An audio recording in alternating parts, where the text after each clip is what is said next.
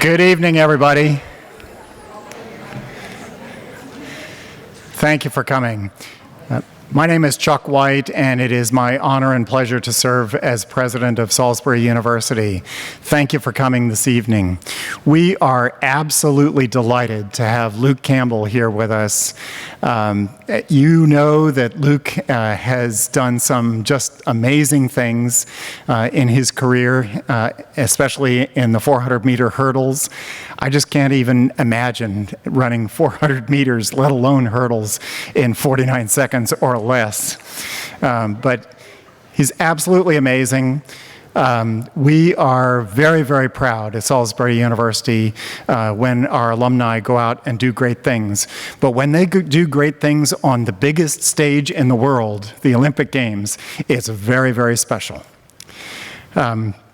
And I'm very grateful to Luke for being willing to come back and share some of his experiences with us. Tonight, Coach Jim Jones is going to have a discussion with Luke, and he'll ask Luke some questions, and Luke will respond to those. I don't think Luke has heard the questions yet, so it'll be a surprise for all of us. And then at the end, we're going to open it up to question and answer. So you should be thinking about your favorite question that you want to ask, and we have a microphone down here at the front, so be thinking about that. Luke, I just want to say thank you. Thank you very much for coming. Thank you for representing this university so well. Your success reflects our success, and we really appreciate it. We are as much as proud of you today as we ever have been when you wore Salisbury on the front of your jersey. So thank you very much for coming. And with that, we will get on with it. Thank you.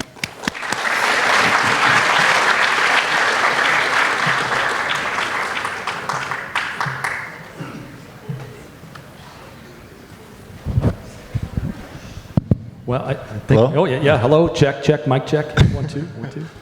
Well, welcome back. Welcome back. How does it feel to be back at Salisbury, walking around campus? You had lunch at the Commons today. Had lunch at the Commons. And what did you have to eat over at the Commons? I couldn't tell you, to be honest. No, I was just kidding. I had like a mixture of like walk and I think the Chipotle bowl, that seems also new to me. So I kind of just threw everything on my plate and I just ate all of it. Good. Well, you didn't come alone. You brought two people with you. Ncaa is with you here. She came with you from over in Germany, and you're going to spend some time at the beach here next couple of days, some downtime. And we want to thank you for coming, and it was a pleasure having dinner with you tonight and meeting you and talking with you. And another person, Devin Hopkins, I don't know if Devin, if you'd like to stand up, give him a wave. Devin was, give Devin a round of applause.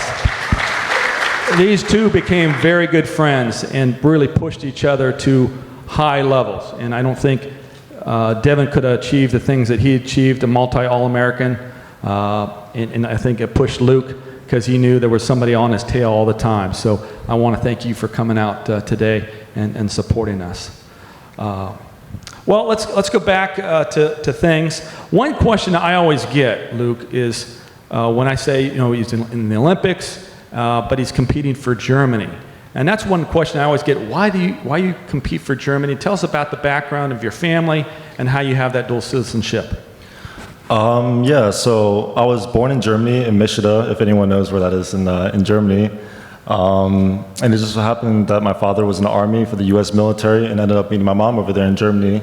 And, after a few years of dating, getting to know each other and all that jazz, they had, of course, me and my brother. And being born in Germany, that kind of automatically gave me the citizenship that I have today, but also having dual citizenship in the U.S. just because my dad was from the Army, he's in the U.S., and so he was stationed over there. So I kind of automatically got the dual citizenship. So I was really lucky. I was really fortunate to have both sides of, visiting both countries, having family in both countries, and being able to compete for the country that I wanted to choose from. For that whole situation, it kind of just fell into my lap. It was a really great opportunity that I had to compete for Germany, to train for Germany, and to be in Germany. And that came relatively easy because I was able to choose between the two nations. I didn't have to sign any paperwork or go through any filing process in order to do that. And it just kind of happened over the years, and after I graduated that I decided that I wanted to compete for Germany. It was more lucrative for me, it was a better opportunity, but it was also, it was also the chance to go back to, where I was born, to rekindle the flame, so to speak, with my family, and just, see this other side of my life that I kind of, not neglected, but, missed out on for the past 20 years. Well, how old were you when you came? What's your earliest memory when you moved to Brunswick, Maryland, western part of Maryland? How old were you when your family moved from Germany to Brunswick? I was about 2.5. 2.5. So really, you were raised in Brunswick, Maryland. That's where you went to high school. What's the earliest memory you had of playing a sport, and how old were you, and what sport was it? To be honest, I think it might have been soccer. It was either soccer or track and field. Soccer was definitely my favorite sport growing up, so I was always kind of involved in soccer, even though I didn't play really recreationally in any clubs or anything like that. But it was one of my few earliest memories where I was just playing for the Brunswick club, and also running track there for a year before I kind of gave it up for the next 11 years. So. Now, in high school at Brunswick, or small single A, you were a multi-sport athlete. What sports did you play in high school, and what was your favorite one? So I would have to say that soccer was definitely my favorite sport. It was between soccer and basketball, and towards the early years of high school, I kind of neglected track and field for the most part. For my first year and freshman year of high school, I didn't run track at all. I was more focused on soccer and basketball, and just caught up in how much fun it was. And those were really the sports that I grew up with initially. My dad played basketball, so it was one of those things when you grow up with your parents, you want to play the sports that they play. So I kind of naturally gravitated towards basketball and soccer early on before I moved to track and field later on. Yeah, and was soccer still kind of your favorite sport? I know that because I'd catch you out on the track sometime kicking a soccer ball around going, let's not break a leg or foot. And there's one time, if I recall correctly, I got a call from the ER, and you were playing intramural soccer, and you had fallen as the goalie and dislocated your thumb. And I remember that was your senior year, I think it was. And I said, do you want to be the intramural champ or the national champ next year? And I think you made the right choice. But you still have that passion for soccer, and I know you always did. But I remember thinking after your sophomore year, coming back from Ohio at Nationals, senior athleticism, you could really do and probably play varsity at any sport you wanted to here at Salisbury. You were a great soccer player. I remember seeing some video of you playing basketball and in mags, dunking sometimes. You really had some great athleticism. Why did you choose to pursue track and field in college instead of soccer or basketball? Because I knew you were recruited, when we were going through the recruiting process, you were recruited by coaches in all of those three sports. Why track and field? It's hard to say what my main reason was back then. I think as I progressed through high school, it was one of those things that was more fulfilling for me. Running for myself and being responsible, kind of for my actions, for my training, and it was also something that I also partly grew up with, and while growing up as a kid in elementary school, I loved to race other people, and that was my thing. I think I loved it way too much, and I was probably that kid who just always wanted to compete against somebody. But I think that really made me who I was today, and I think I got that same satisfaction when I started track and field in high school.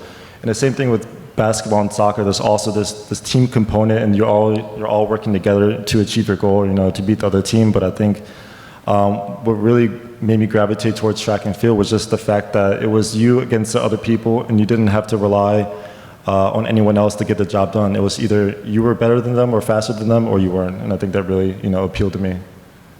Now, you had a lot of schools that you were looking at, and you narrowed your choices down. Why did you pick Salisbury? And then when you were here, what did you major in here at Salisbury? So why did you pick Salisbury, and what did you major in here at Salisbury? So for overall, I would say that Salisbury really had everything that I really was looking for and what I needed.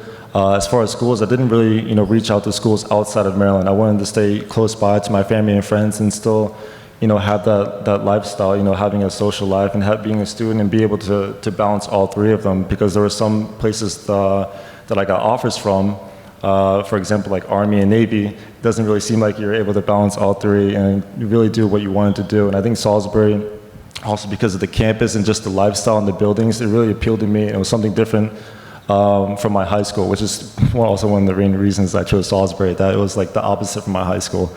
But yeah, I kind of gravitated towards Salisbury, and I didn't really need a lot of time to really think about, if I want to go to this school or that school. Salisbury was always one of my top choices. And I was actually a nursing major when I first got here, but it was also one of the things I went to the first presentation with all the other nursing majors, and they were basically saying like, yeah, if you're a nursing major and you're not going to have like any time to do this, this, and this, it's going to be really hard and strenuous. And I was like, well, see ya. And that's the thing. And that was one of the quick-minded decisions that I really thought about in the moment and didn't really think about long-term. Had I the chance to go back and do that again, then maybe I would have stuck with nursing, like looking back on it. But I ended up choosing exercise science with a minor in psychology, and I think that was also really, that really was kind of what I was looking for towards the end of my career, and I think I really made the right decision going with that, and something that interests me to this day. Yeah. And I think we've talked about that. We always talk about the next step, Plan B. And I know you've talked about respiratory therapy and coming back and maybe coming here or another school and getting an advanced degree in a master's to set you up for your career, your second career, as it may be. Now, you came here as a freshman. Talk about the challenges you had as a first-year student. I see several first-year students here from the track and field team. Talk about how you have to have that balance academically. You're always an outstanding student, but also athletically keeping your focus on your goals that you had. How did you find that balance in your first semester here at Salisbury? It was difficult, if I want to be honest, but I think it was also because of you and of course the other coaches that kind of really set this schedule for you, and I think that's what also kind of helped me be as successful as I was, because I always felt like there was an order when it came to being a student athlete. So there's always some place you had to be, and it was one of those things that you just adjusted to. And I think that's probably one of the hardest things for athletes coming into the year as a freshman, is getting used to this new lifestyle and having to put your energy into new things and to really focus on things you weren't supposed to focus on before, and almost partly being responsible for your actions and what you do with your time, whether you're going out or you're studying, or it's pretty much how you balance that. So I think it's something that almost came naturally to me, and I think it also comes naturally to a lot of people. But there are also many great programs out there that kind of really help you get into the groove of being a college student. And I think what's also important is that you kind of exert yourself, and that you're extroverted and you don't stay inside, and you try to reach out to different clubs and organizations so you don't feel like you're alone when you're going through school, especially if you're a student athlete. So I think it's also just important just to really just put yourself out there and be social, and just to enjoy it, of course, because I think people get caught up too much and doing too much in one area and not enjoying the other aspects of the college life. Yeah, and I think we always have individual meetings, as my team knows. And I think that first year you kind of establish that good rhythm and that discipline in your subjects of when to study, when to do some things socially, when to back off. And I think you always found, and I think Devin too, we talked about that at dinner, you found that good balance. And I think some students have difficulty finding that sometimes, but I think the support of your teammates, and I see a lot of teams here, and your peers really was beneficial for you. And especially when we talked about that relationship with Devin and you, how you kind of kept each other honest and focused throughout your careers. Let's look at, at kind of some athletic things. Your first year, indoor season goes pretty well. You win the conference championship in the higher hurdles. You qualify for nationals. You're the 9th fastest 60-meter hurler going into the national championships your freshman year. You finished 7th overall at your first national championship. What lessons did you learn from that experience that kind of helped set the tone the rest of the way out, the rest of your career? What did you learn at that first championship? Well, I think it had a lot to do with just the experience in general, being at the national championship, and also from such an early age, because you already got a taste of what it should be like and what the top stage is for Division III. And I think that really kind of set the tone, because it was something that I experienced, and I thought to myself, wow, this is nice. It was a great experience. I did really well for myself. I set goals and I achieved all of them. During my freshman year, I wasn't really looking at becoming a national champion, but I also wanted to become an All-American, and I was able to do that. So just going there and accomplishing everything that I wanted to do in the moment was really, satisfying for me, and I think that really set me on the path further down the line, just to, to keep at it and to, even set higher goals and achieve them as well. And I think it's also just that satisfaction you get from it, setting more difficult goals and eventually achieving them. Yeah, and you really kind of set a high bar for yourself at the outdoor championships. You went in, you were ranked 8th in the high hurdles, if I recall. You're ranked 6th in the 400 hurdles. The high hurdles, you have to run a prelim on Thursday and Friday, highs, and then the 400s, and then the finals are on Saturdays at both events. And you ran the high hurdles, and you were the 7th fastest qualifying time going to the finals. I still remember this today. You were in lane 7. And I remember talking to you in the warm-up area, and I said, Luke, whatever you do, don't look to your left. I said, you focus on your 10 hurdles, and that's the only thing you need to concentrate on. And I think you had the greatest upset ever in track and field history. And I wish I had the video of it, because Coach McRae and Coach Bataille was standing next to me as we were videotaping, and you could still hear Coach McRae going, no, he didn't. Did he just do that? And you ran the cleanest race. I've never seen you run a cleaner race in the high hurdles. And he leaned at the finish line, one hurdle after the other, and it had a heck of a lean, and you finished on a dead heat with a guy from Marietta, and you won. Talk about that moment when you realized, we were all looking at the video board, and Coach McRae on the video would say, you could hear him say over and over again, no, he didn't. No, he didn't. And you looked up, and we looked up, and we, oh my God, he just did. And you won that championship. And I said, Luke Campbell, Salisbury, 1448. What did you feel in that moment when you won your first national title as a freshman?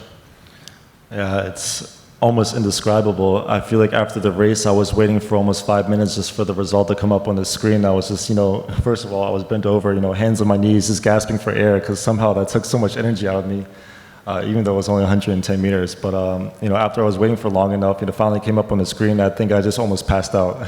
I just had this, incredible weakness in my legs, and I felt like I was going to fall down my back. But luckily, Chelsea Tavik, the shot putter, who also won nationals on that day, was, right at the sideline. And we embraced in that moment. I think, because of her strength, she kind of cut me up a little bit so I wouldn't fall over. But it was one of those things that I really didn't think about, where I was in the race. I kind of had a feeling that I was, in the top 3. But like you were saying, I was trying not to really focus on anyone else except my lane. And I think if you look on the video, if there's any still a video of it left, people were just messing up left and right, hitting hurdles, and really messing up the rhythm. And I think that was one of the things that you said. It was one of my cleanest races that I ever had. It might have not been the fastest, but I think on that day it was one of the most perfect races. I couldn't have asked for anything else. It was just an unreal experience. And we all felt that joy. We were so happy for you, because we knew the work that you'd put in all through that. You learned your lessons, your indoor championship, and you took those lessons and you executed perfectly a race. You went on about 2 hours later. You finished 3rd in the 400 hurdles, which was another PR for you, a tremendous race, and it really kind of set the tone nationally with coaches and athletes knowing, okay, here's a guy that we're going to have to contend with over the next 3 years. And that kind of, after that first championship, some people would say, they drop the mic and they'd say, okay, I'm good, peace, I'm out. But you had this now target on your back. How did you approach your second year? What goals did you set there, and what were your thoughts going into your second year at Salisbury? So I think going into my second year was a lot different than going into my 3rd and 4th year, because even though I won the national championship, I still feel like that it wasn't satisfying enough, or that I had more to prove before I was able to, reach this, this level that I was on for my past 2 years. I felt like I still had something to prove, and that even the next coming years, that there could be someone, just as fast as me, who's coming in as a freshman, or someone who's been there already for 2 or 3 years that could easily have beaten me. So I think that was also motivation, just to go out there and not to prove to anyone else, but just to prove to myself that I deserved to have won at that time. And I think that really just propelled me forward going on for the later in the championships, for the years down the road, just to prove to myself that I was, that the first championship wasn't a fluke, and that I could, repeat it and do it, maybe once or twice more. Well, you said fluke, and I remember sitting in the office in the fall about this time of year, and we were meeting and talking about your academics. I said, Luke, you've got to be the luckiest guy in the world. I said, if you ran that race 10 times, that might have been the only time you would have won. And you turned to me, and I remember you paused for a second and you said, and I don't know if you remember this, you said, yeah, Coach, you're probably right, but I'm never going to lose again. And you know what? He never did lose another championship in an individual event. So that's quite a feat. Let's shift to your sophomore year. You use that lessons, and you've got this target on your back. As a sophomore, you go into the indoor championship. You have a nemesis now, Terrence, remember, and he was putting up some good times, and that was going to be one of the match races at the national meet. And you put up a time of 7.75 in the 60 hurdles, which broke the national record, the national meet record, would have been 6th at the Division I championships, and was, I don't know if you knew this, the 11th fastest time in the world that year. That was a pretty good feat. And that record, no one has come close to that. I mean, you two pushed each other at that championship to a point where I don't know if that's ever going to be reached. You kind of put that out there. You went on to the outdoor championship. You won the high hurdles again for the second year in a row. And then you capped it off with the 400 hurdles for the first ever three-peat in Division III history, winning 3 hurdle races, the 60 hurdles indoors, high hurdles, and the 400 hurdles. Was that the time when we were driving back, and Devin was there too, Devin ran the 400 hurdles with you. Was that the time you kind of thought, hey, I'm going to this next level, and maybe these dreams of the Olympics and maybe winning out is becoming reality? Is that when it kind of hit you at your sophomore year after the outdoor championships?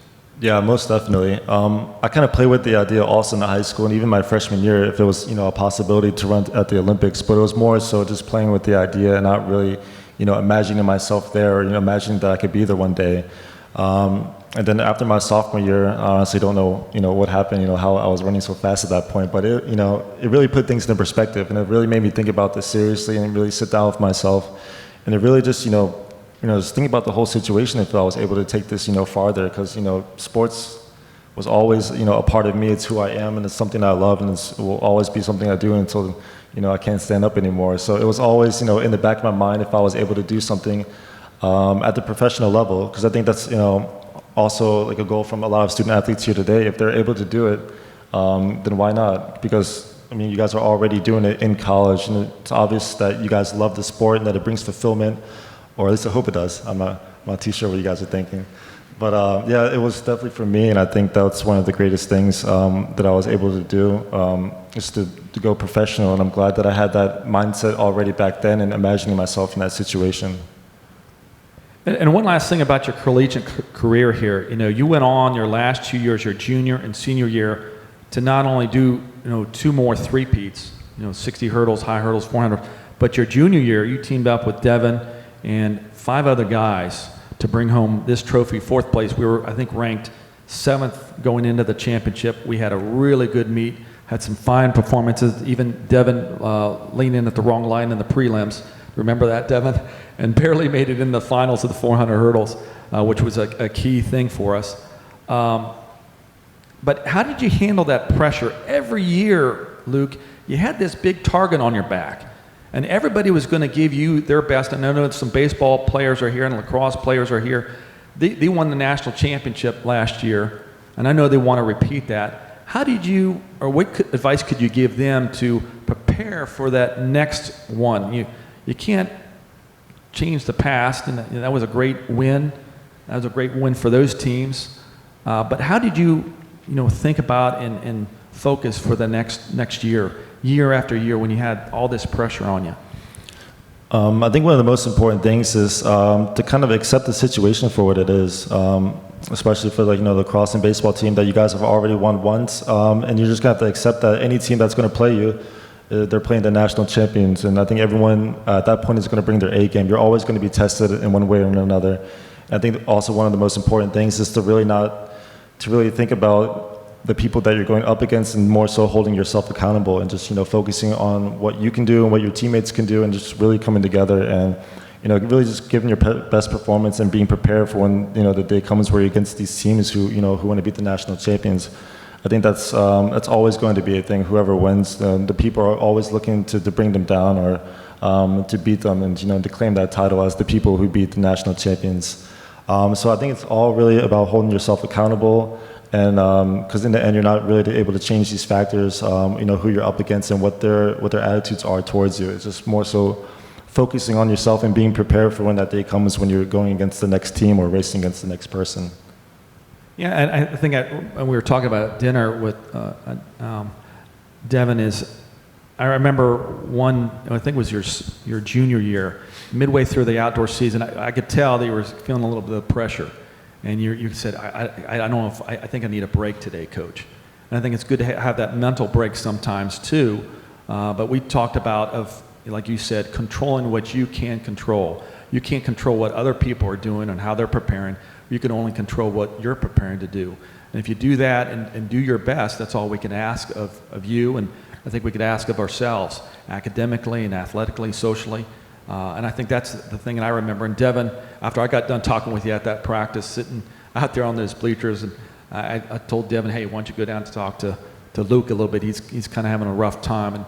And I think that's one great thing, having good teammates around you to support one another when we're a little down, having our doubts. Because you weren't having those times that you wanted. We weren't putting up those times. I don't know if you remember. And you came to me, I want to run fast. I said, do you want to run fast now or do you want to run fast at the national championships? I said, be patient, trust the process, and you did. And I think Devin and all those guys did that. And I think that's really helped you and that great team in 2015 to bring home this trophy.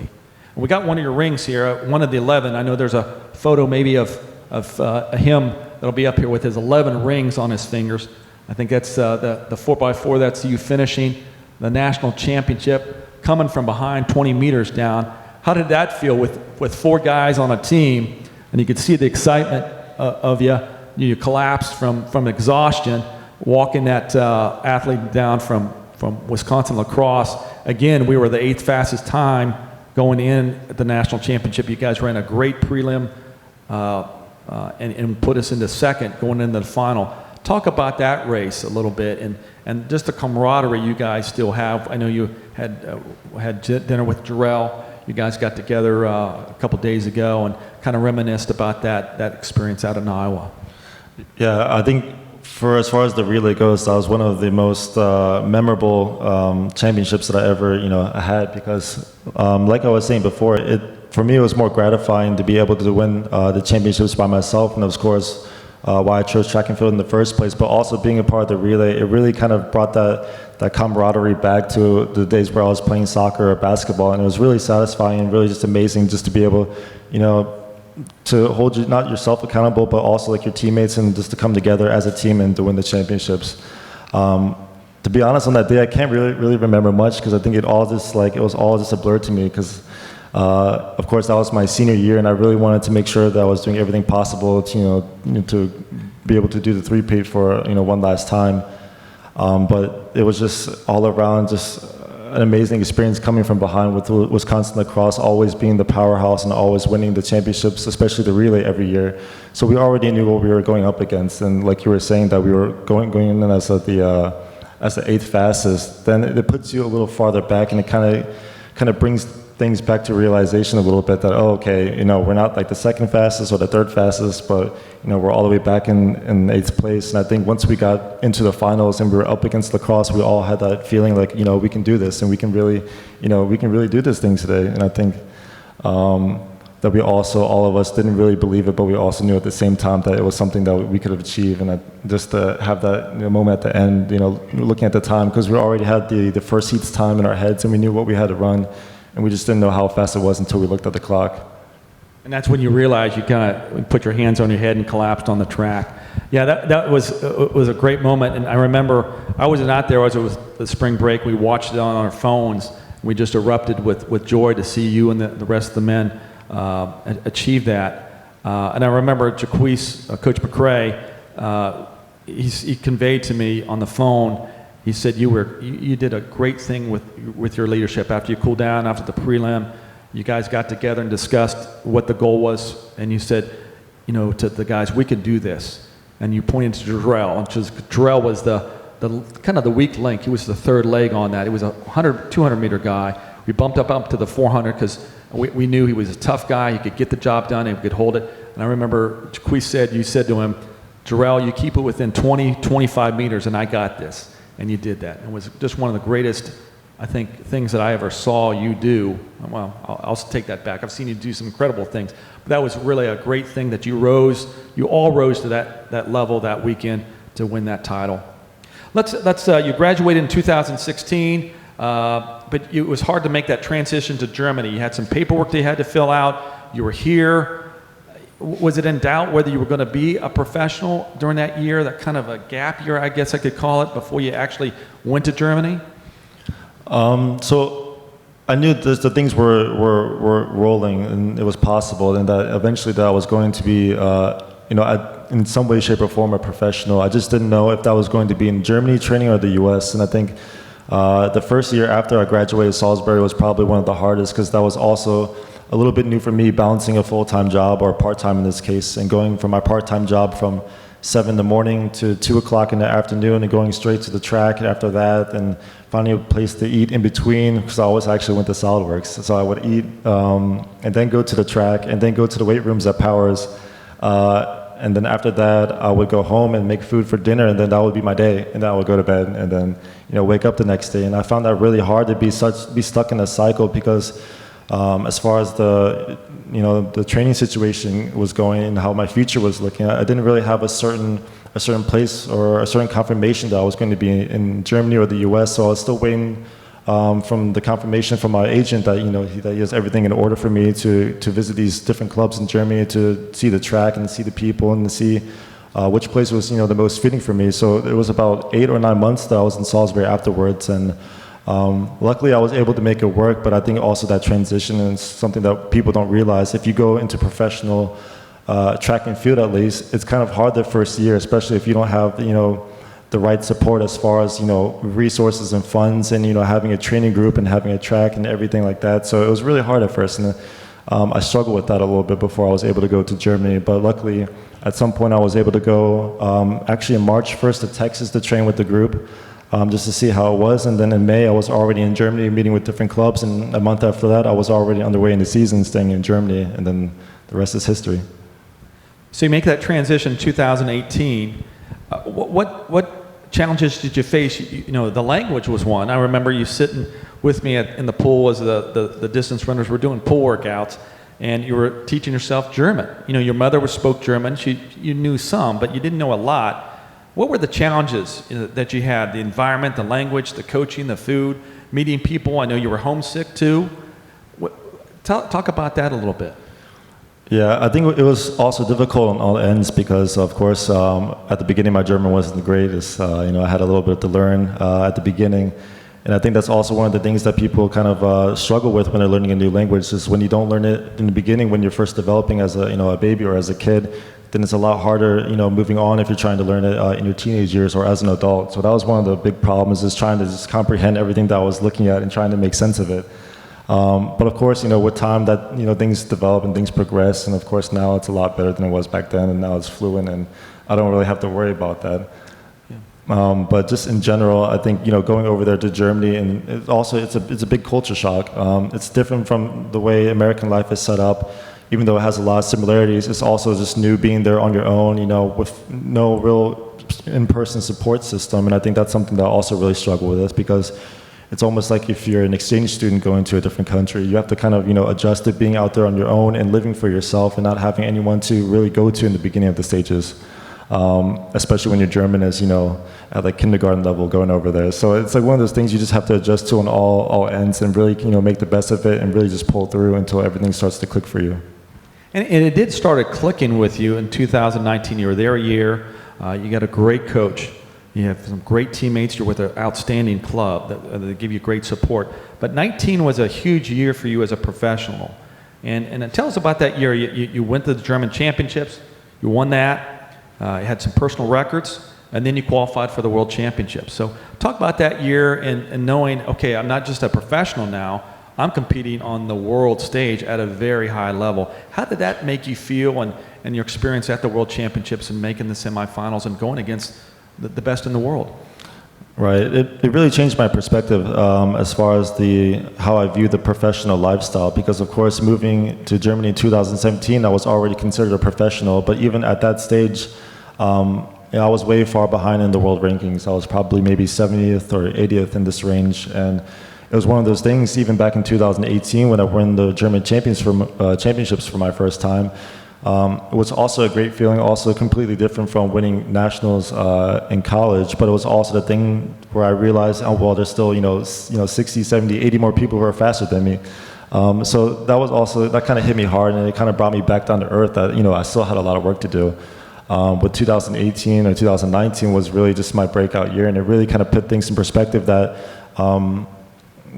things can even get better from where they were. Because even in college, I was thinking, okay, maybe I hit my peak. Maybe I'm not going to be as fast as I was my sophomore year. And I think these are also the thoughts that a lot of people battle with, not just with track and field, but with other sports and just other facets of life. So 2019 was really, it really gave me a lot of confidence, a lot of positivity. And then going into the World Championships, of course, in Doha, that was also one of the big steps for me, because then it's you're basically there. And of course, it's in Doha, which is also completely different from Germany and the US as well. And just seeing all the people you kind of see on TV and YouTube, watching countless 400-meter hurdle videos and stuff like that. You see kind of everyone in the track and field world. So it's really nice to kind of to consider yourself a part of that group and being one of the people who are able to go to the World Championships and actually compete, not just against Germany or the rest of Division III, but just the world. And I think that really kind of set things in motion for me, that things can only get better. And if I really even apply myself even more to what I want to do, then I'm able to even, reach higher heights. And that was, that World Championship was a great race. You weren't one and done like some. You look at the Olympics, and they go. Some people go through that first round, the heats, and then they don't qualify, and that's it. That's their Olympic experience or World Championship experience, and they're done. But you made the semifinals and competed very well in the semifinals. Went for it, didn't make the final there, but I think gained a lot of experience to set you up really for 2020. And 2020 was the Olympic year for Tokyo. And your training's going well and things are flowing along, and then all of a sudden March of 2020 comes and we have a world pandemic hit. What were you thinking, and how did that affect your training going into 2021? Everything kind of got locked down. You had to put the brakes on. How was it in Germany? Were you able to get to the track? Were you able to train? Tell us about that experience in that year of the pandemic. So to be honest, I have to take it more as a positive experience than more of a negative, because during that time I was also injured. I was injured since the 2019 championships in Doha.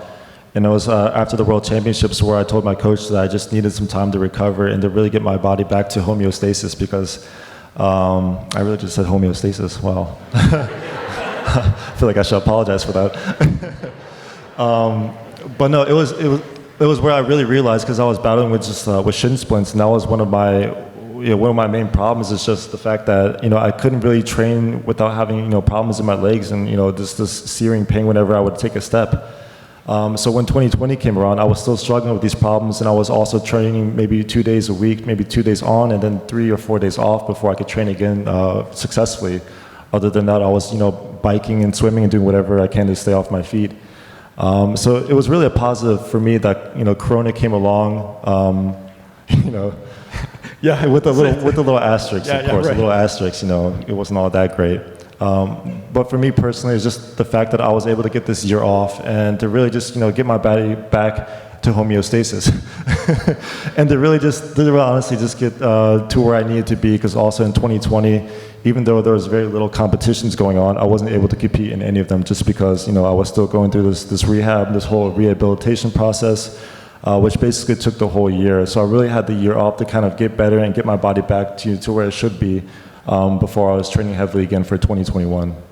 Now, March 2021, the government of Japan and the Olympic Committee get together and they say, hey, we're going to have the 2020 Olympics in 2021. Where were you, and what were your thoughts when you heard the news? I think it must have been in the morning with my teammate and my coach, because we have a very small training group. It's just my teammate and my coach, and we were training together every day. And especially when we go to training camps to different countries, we're always in a little trifecta. So it must have been every one of the mornings one day when he pulled us to the side and was saying, hey, it's not going to be this year, it's going to be in 2021. And we kind of had that feeling already, because we were closely watching the news, and we kind of had the feeling that it was going to be postponed, especially when it was reaching its peak. So at that point, it wasn't like any drastic news. It wasn't any shock for us, but we kind of accepted the fact for what it is, and we realized that the show must go on. We must continue training, and pretty much giving everything that we have, but for 1 year more.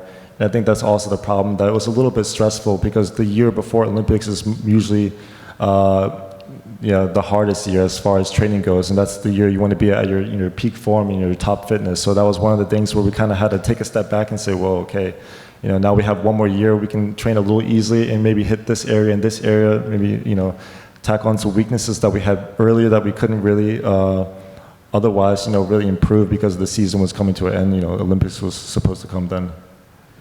And you just mentioned that you're trying to work on some different things, and the beginning of 2021 season was really kind of rough for you. You're working on some new strategies. Your fitness, I know, talking with you, you weren't happy with where you were at that point. You were kind of, we had some conversations after some races, and I think it was Zurich, Switzerland, and you just weren't where you wanted to be, and hit the 8th hurdle in one race. Did that concern you, especially with the German system? It's a little different. You finished 3rd at the German championships. You hit a hurdle there too. And were you ever in doubt that you would be selected for the Olympic team for Germany? Because it's a different system here in the United States and in Germany. They select them off of your whole body of work. Compared to the United States, you're just one meet. If you're in the top 3, you're going. So talk to me about that, your concern, and when did you find out you were actually on the team? So it was not too nerve-wracking at first, but I always had these thoughts that maybe wasn't going to qualify for the Olympics because there's a qualifying time that you have to reach, and if you run this time, then you're automatically in, so to speak. And then it's up to you, for example, in this case, for Germany to decide if, for example, if 4 people have the qualifying time, then they have to choose between 3 people to send to Olympics. And lucky for our case, we only had one person who at that point had the qualifying time. And if no one has a qualifying time, and if you're in this top 40 ranking system that the World Athletics posts every year, then you're automatically qualified as well. So I was about 23 or 24 in the ranking system, and I knew that it seemed pretty safe for the moment, but it was also one of those things that anything could have happened, and it magically could have been that 20 more people, run faster than me, or 16.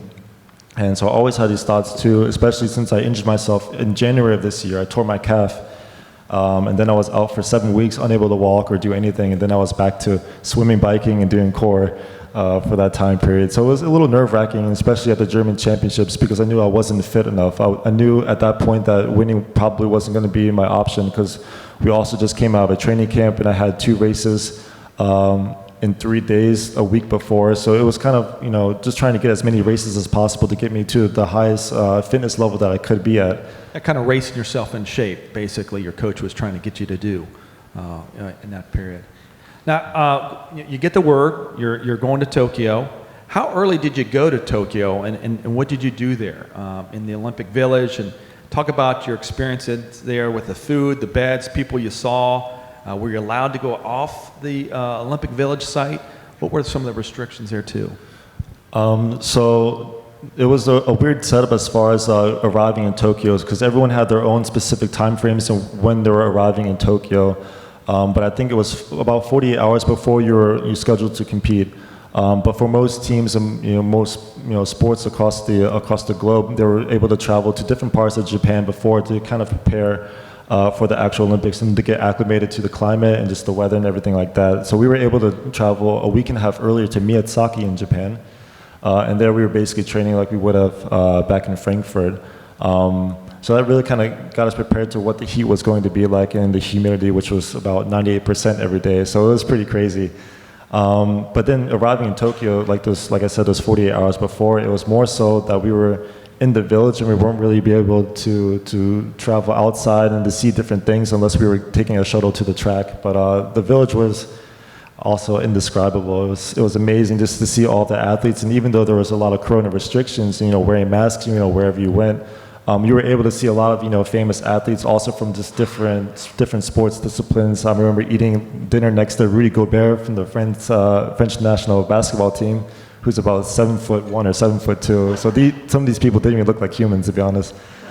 But it was just a crazy experience. As far as the food goes, they had, for example, 2 cafeterias, probably a twice the size of this room with different foods from all over the world to accommodate for any people who may eat, like for halal or vegetarian or vegan. So they had every option that you can even think of, and there was always in like a rotation of what was being served that day. So you had a lot of variety.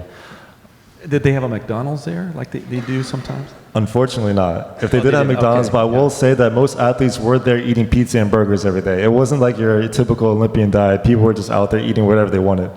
We talk about this at dinner, and your sophomore year, a famous McDonald's story for you.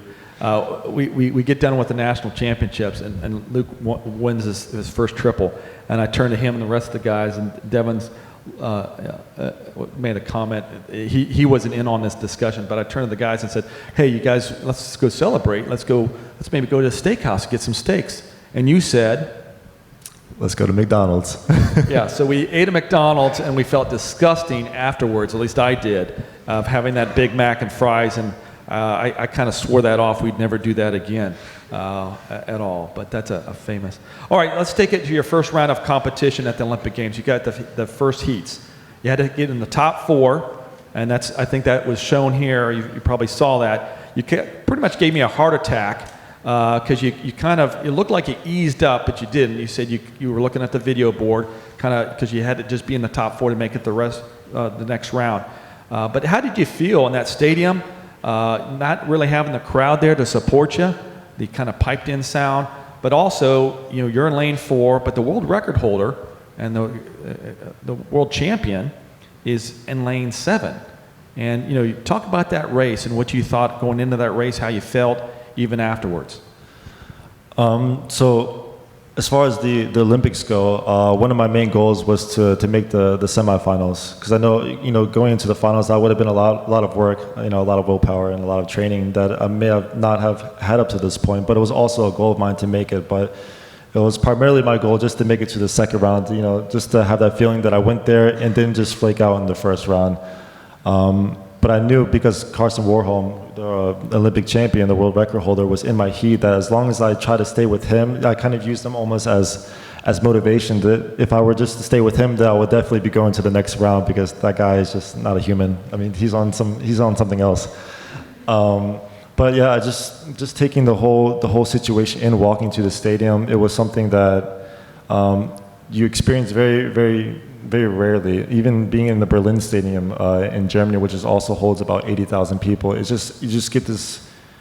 So it's basically goosebumps, if I could describe it like that. Just goosebumps, just walking into this enclosed stadium and just being engulfed by the entire stadium and the seats, and I guess in this case the lack of an audience. But it still felt like in every shape and form that it was the real Olympics, and of course it was. But even without the audience there, it still felt like that the stands were completely packed. And just being there, of course, next to the Olympic champion, it kind of already puts you in this mindset that you're running against. Obviously the best of the best, but also being there and being watched by over 100,000 people.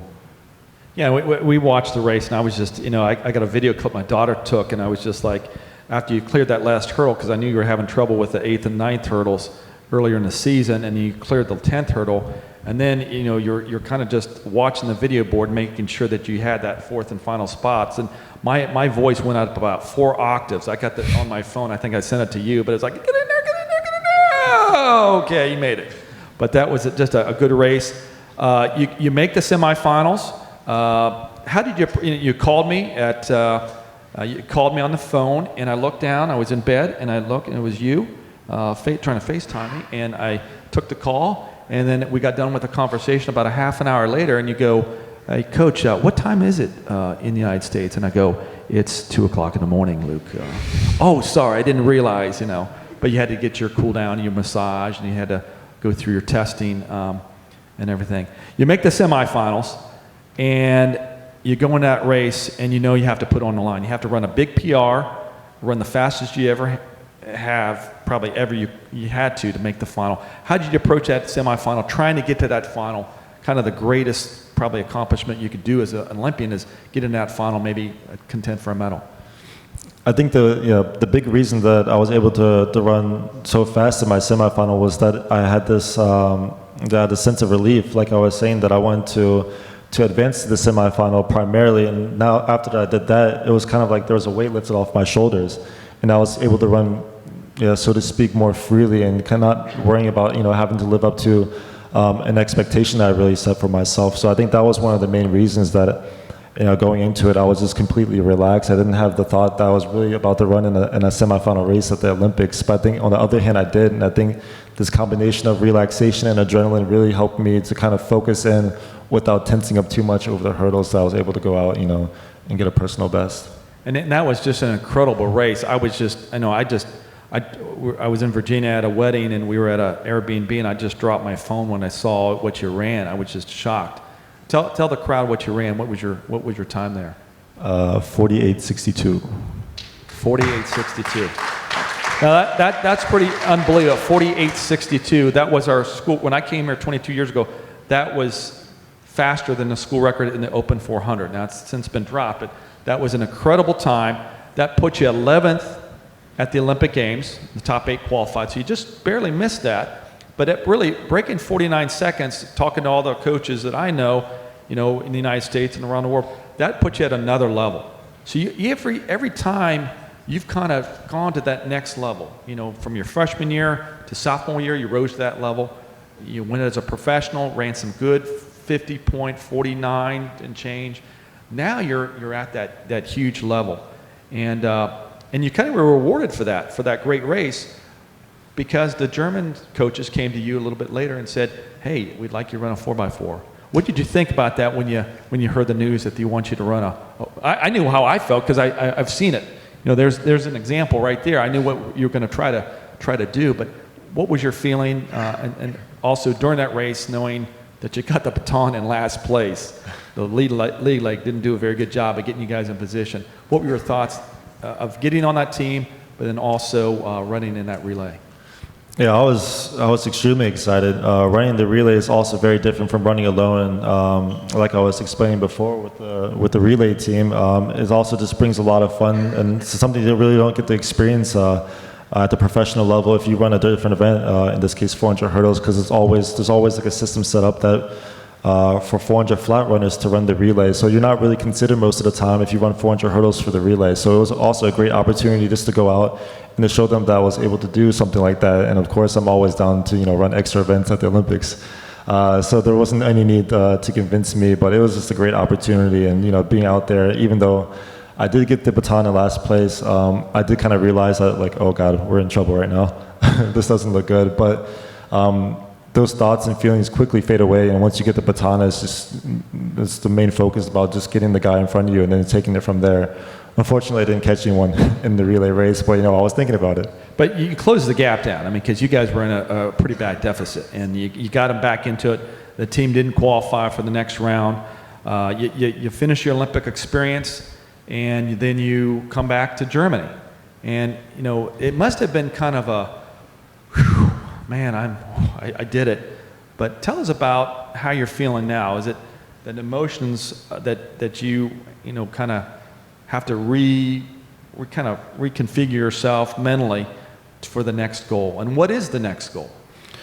So the next goal is the 2024 Olympics in Paris. But it's definitely nice in track and field, especially because of the corona, because we have in 3 years 2 world championships and 2 European championships. The next World Championships being next year in Oregon. So there's always something to look forward to, and always a chance to set your goals higher and to get a better place at the World Championships than you did maybe the year before. But coming back to Germany after the Olympics was also a really surreal feeling. I think I can speak for most Olympic athletes when I say that it comes with a little bit of depression afterwards. You get into this funk because you're training for 4 or 5 years of your life for one goal, and then in 2 or 3 days it's already over with. And I think it's hard for a lot of people, and especially for myself, to kind of come back to homeostasis and to get back into the Someone's got to look up that word for me, because. But it was just like it was just a crazy feeling, because like I was saying, you work so hard for something.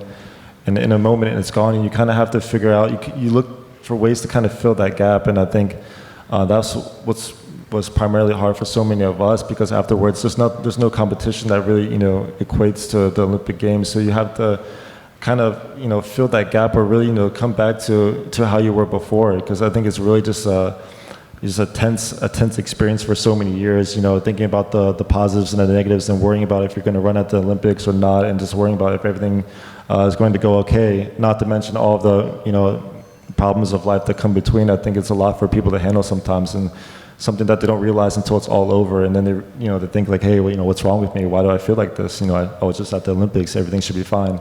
But I think with those things, it just takes time to really kind of wind down and to realize like what you did and really just kind of accept it for what it was, and really just look back on the memories and not to really dwell on the moment, and just to kind of look forward and just take it for what it is. And I think that's what you're doing here, coming back to the U.S., seeing some family, some friends, visiting with us. We do appreciate your time today, and you're going to head over the beach tomorrow and get some downtime together. But I think that's the same true with lacrosse and baseball. And whenever you accomplish something, you got to take a deep breath, get your focus back, and set those goals again. And I know you have some goals for this coming year at the World Championships, and also, as you mentioned, 2024 at the Olympics in Paris. I have a few more rapid questions at the end, but I know we wanted to give some time to the audience. If you wanted to come down here at there's a mic set up. If you'd like to ask Luke a question, if we have any takers, don't be shy. Oh, we've got a taker. Thank you very much. Let's bring a round of applause. Okay, our first question of the day.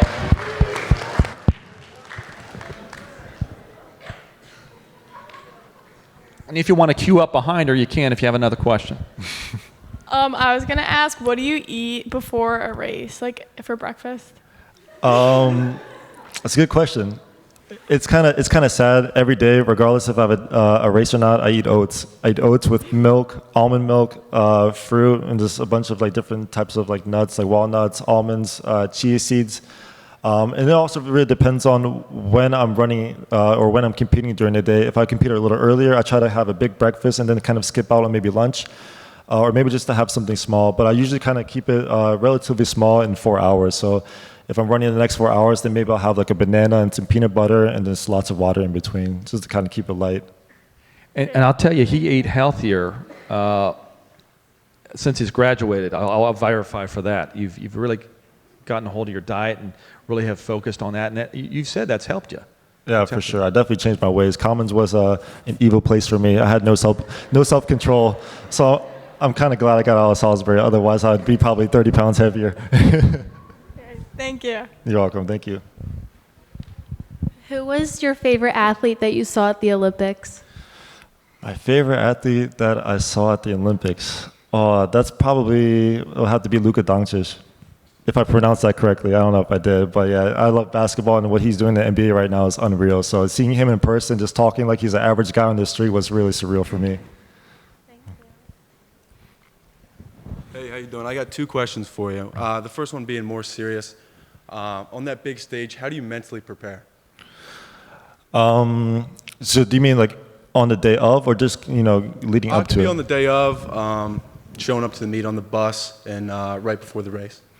Yeah, so when I wake up, I try to ignore it as much as possible. But in all seriousness, I love to kind of just chill out before the race. I love to listen to music, and I usually start with like more slow-tempoed music throughout the day, and I kind of just set myself in that mindset that I'm about to, run fast and be tense. So as it gets closer to the race time, then I kind of pick the tempo up and switch playlists and stuff like that. But I try to keep myself relaxed throughout the day and not try to focus on anything too much to kind of avoid all other responsibilities, because on that day I want to be to the best of my ability. So I'm really just trying to focus on the thing at hand. Okay. Thank you. That really set up my next question. You got your headphones in, you're about to race. What's the one song you listen to? Only one song. What's your hype song? Whew. That's a good one. I don't know if I can think of it like any like go-to song, but I do like 20 Minutes by Lil Uzi Vert. Okay, that's that's definitely in like the hour time frame before the race. I'll definitely listen to Lil Uzi. Awesome. Thank you. Hello, thanks for coming. My question is, what do you know now that you wish you knew when you were a student athlete at Salisbury? A lot of stuff, honestly. I think one of the big things is diet, honestly, and just like the preparation as far as being an athlete goes. There's a lot of things I probably skipped out on that I should have done in the moment, as far as even like stretching. I tend to try to cool down most of the time, but I have to admit, not every time. So that's like one of the things is what your coaches are telling you. It actually makes sense. Who would have thought? But like it's. Did everybody hear that? Did everybody hear that? Okay. Yeah, but I think it's really just, being on top of the things and what they're telling you, because it really is the key to success. And I think what separates, the professional athletes from just an amateur athlete is the little things that they do in between. And it also goes as far as strength training, doing, exercises, for example, for your feet, and other stuff like that. It's really just doing the little things that people don't really take the time to do in their daily life. They just kind of, focus on the main training at hand and maybe diet, but not the little things that you have to do, to get you to that point in the first place. Thank you. Did you have any like pre-race rituals or superstitions? Did I have any superstitions? That's a good question. Definitely no fast food before a race. What I did back in school a couple of times, because every time I just got food poisoning. I don't really have any rituals, but I do like to go to bed at like 10 o'clock, which sounds kind of lame. I go to 10 o'clock, go to bed at 10 o'clock the night before. And I try to sleep, 11 to 12 hours, just so I'm really rested. And then I just try to go through the day. And, like I was saying before, just kind of relaxing. I don't really have any crazy rituals that I do, but I try to keep it, as relaxed as possible. Thank you. Yep. Yeah, just keeping things simple, really, in your life, and not getting distracted by other things, I think, are the key points. Talking about sleep, we had one of our women, Erin, who is here, mention today at practice that that when you get less than 8 hours of sleep, you're more susceptible to getting illness, like a cold or flu. So Erin, even though the men's team was kind of giving you a hard time about that drop of knowledge that you did at practice today, Luke kind of verifies that. So men, listen up. She knows. Sleep is life. Get your 8 hours. Get your 8 hours. We got one last question from All-American Devin Hopkins, what do you great want? teammate and friend of Luke Campbell. Devin, thank you for coming. Thank you for coming. Yeah, thank you.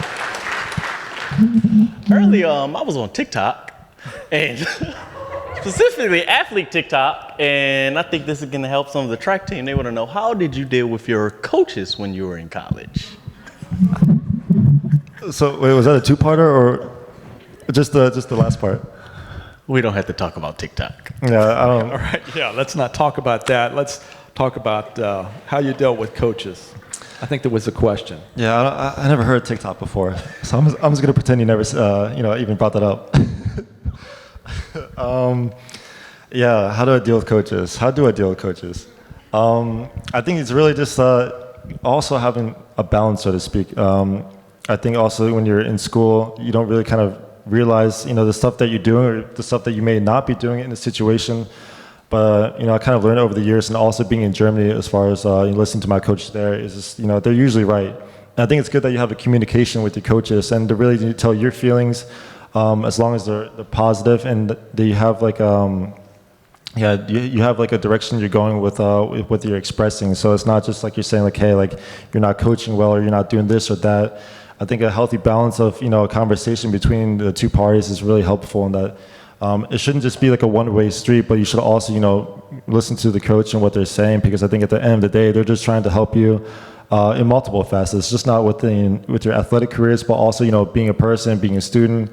And they've been around this long enough, and I think they also have been in contact with so many different types of students and people. So I think they kind of have like a good general sense of knowledge, what to do and what not to do. But as far as training goes and just everything in that area, I think it's also good just to have, like I was saying, just that healthy conversation between the two parties and really expressing your feelings and your thoughts, and really just bringing across what you think should be better and how guys can reach that the goal.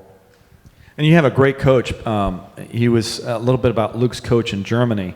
Luke's time was faster than his coach's time in the 1980 Olympics in Moscow, when your coach won the gold medal for East Germany.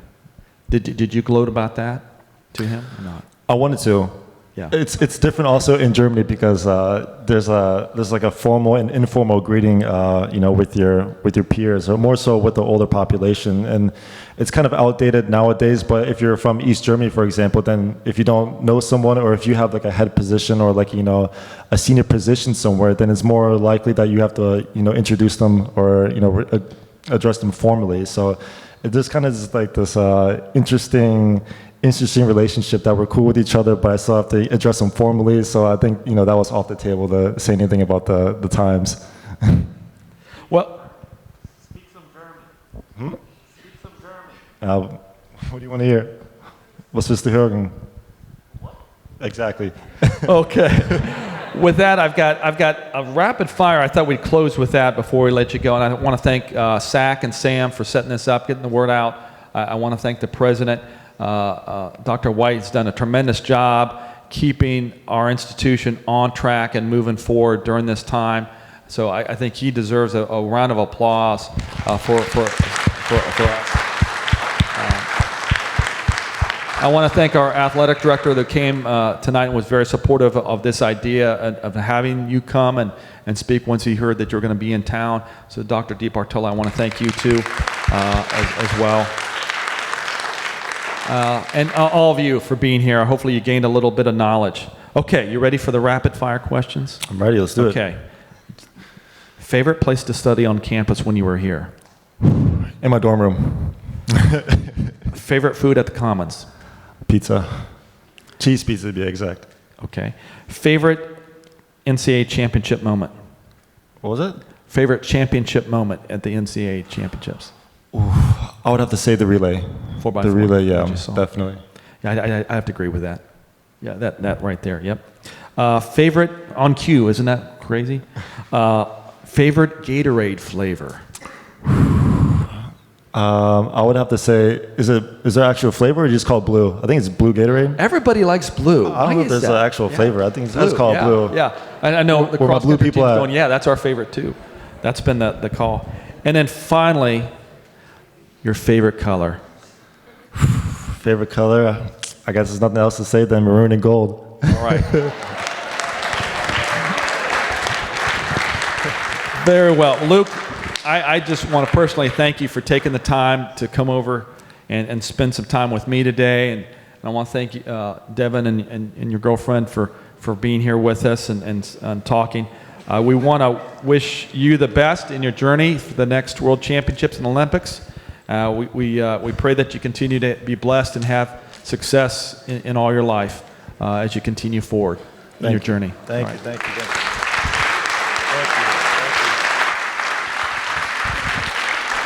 Luke's going to stick around if you want to get some pictures with one of his rings or with a trophy that him and Devin helped, along with others. You can stick around. If you want to get a pic with him, I guess, would you take a pic or two? They start at €5. Okay. They start €5 a pop. All right, $5 a pop. All right, I don't think I've got that, but maybe we could arrange something else. Thank you all for coming. We appreciate your time. Luke, thank you again. Thank you. Appreciate it.